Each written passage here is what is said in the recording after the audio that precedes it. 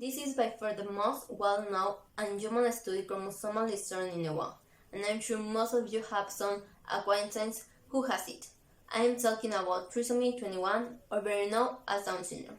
My name is Blanca Treviño, and today I will tell you about Down syndrome, which is so common that it will be suffered by 1 in 1 million newborns living around the world.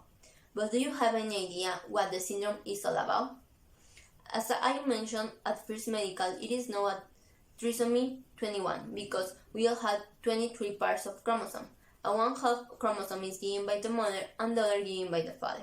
Now what happens in Down syndrome is that one chromosome number 21, instead of having a copy of the mother and one of the father, there is a third copy, and that is what produces this syndrome.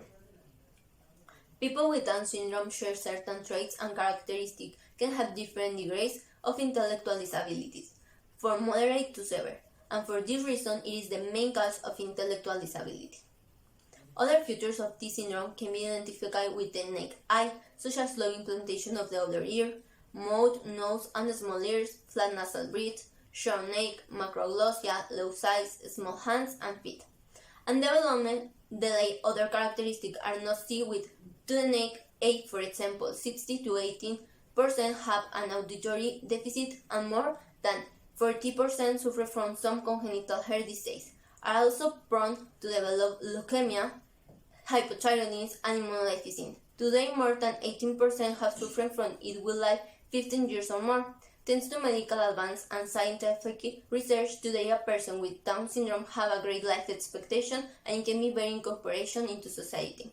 It is still important to perform a screening test on pregnant women to detect the condition early from birth and thus give timely care of the newborn.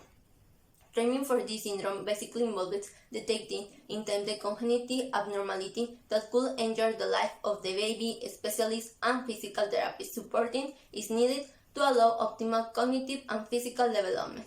For people suffering from Down syndrome should include speech therapy, occupationally and physical, as the goal and priority are for the patient to develop their abilities to the fullest, and so many of them can become self-sufficient people in adult life.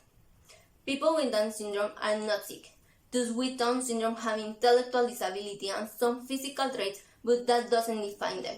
Some people with Down syndrome have more skills for some things and less for others, just like anyone else. This you need a little help.